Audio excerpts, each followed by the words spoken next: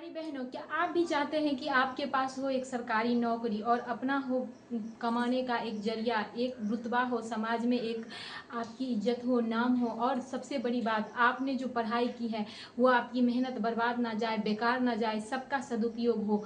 आपने बीएड नहीं किया या आपको लगता है कि मैंने बीएड नहीं करके बहुत बड़ी भूल कर दी, तो रुक जाइए, ठहर जाइए, आपके लिए है बहुत अच्छा मौका।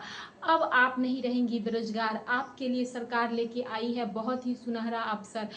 आपके लिए 7,000 पद से भी अधिक सरकारी पद सिर्फ और सिर्फ आपके लिए हैं। अगर आप बिहार राज्य की महिला निवासी हैं तो आपको इस पद के लिए आराम से आवेदन कर सकती हैं। थोड़ी सी मेहनत करके, मेहनत थोड़ा बहुत करना पड़ेगा, आप अपने योग्यता का उपयोग करके एक सरकारी नौकरी प्राप्त कर सकती हैं और आपका जो है सो रुतबा होगा, आपका भी नाम होगा, आपका भी इज्जत होगा।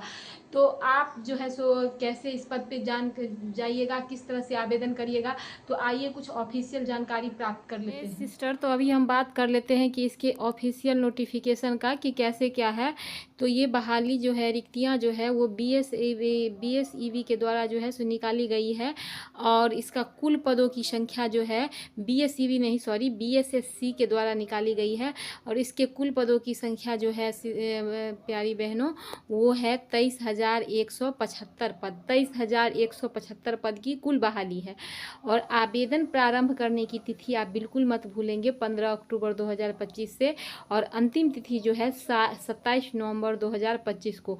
तो इस दोनों डेट को आप याद रख लेंगे, 15 अक्टूबर 2025 और 27 नवंबर 2025। आगे चलते हैं।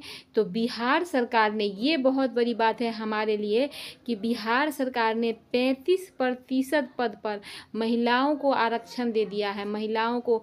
और ये आरक्षण सिर्फ, आरक्षण का मतलब समझो, ये आरक्षण सिर्फ उन्हीं महिलाओं को मिलेगा जो कि बिहार राज्य की मूल निवासी है। तो 35% पद पे आरक्षण मिलना यहाँ बहुत बड़ी बात है और वो भी बिहार राज्य के मूल निवासी को। तो ये हमारे लिए बहुत बड़ा प्लस पॉइंट है और इसका हमें निश्चित रूप से फ़ायदा उठाना चाहिए। ज़रूरी नहीं कि ये नियम अभी है तो हमेशा रहेगी। ये देखो यहाँ लिखा हुआ भी है कि आवेदन करने वाली जो महिलाएं हैं वो बिहार की निवासी होनी चाहिए, यानी कि वो यहीं की निवासी होगी। जैसा कि बिहार में है कि किसी भी पद के लिए बाहर के लोग भी आवेदन करते हैं, लेकिन आरक्षण उसी को मिलेगा जो बिहार के निवासी हैं। अब अन्य राज्य की महिलाएं इसके लिए पात्र नहीं होगी। अब उम्र सीमा की बात और पात्रता की बात कर लेते हैं। तो आपके पास जो है सिर्फ 12वीं की इंटरमीडिएट की डिग्री होनी चाहिए और आपका उम्र जो है सामान्य वर्ग में कितना होना चाहिए, 18 से 37 वर्ष के बीच होनी चाहिए आपकी उम्र। और उसके बाद अगर हम देखते हैं यहाँ पे तो सैलरी की बातें कर लेते हैं, सैलरी की बातें कर लेते हैं। तो वेतन स्तर जो है ये आपका इन हैंड सैलरी नहीं होगा, कभी भी याद रखिएगा। ये बेसिक सैलरी होती है जो कि 19,900 से लेकर 63,200, शिक्षकों की भी इतनी सैलरी नहीं होती है, 63,200 तक है और ये आपकी बेसिक सैलरी है। इसमें DA HRA ये सब जुड़ता है। कुछ पद ऐसे होते हैं जिसका बेसिक पे 21,700 होता है। अब चयन प्रक्रिया कैसा होगा, तो चयन प्रक्रिया मुख्यतः जो है सामान्य प्रारंभिक परीक्षा के द्वारा होता है और उसके बाद अगर प्रीलिम्स में बहुत अधिक संख्या मिलती है तो वहाँ पे मुख्य परीक्षा का भी आयोजन किया जाता है और फिर डॉक्यूमेंट वेरिफिकेशन होगा। तो ये थी हमारी ऑफिशियल ऑथेंटिक कुछ जानकारी। तो आप इसको ध्यान से देखेंगे, पूरी तरह से इसको समझेंगे और अपनी आगे की आपने देखा कि किस तरह से सारा डेट है और कैसा पद है और किस तरह से आपको अप्लाई करना है और कैसे फॉर्म भरना है।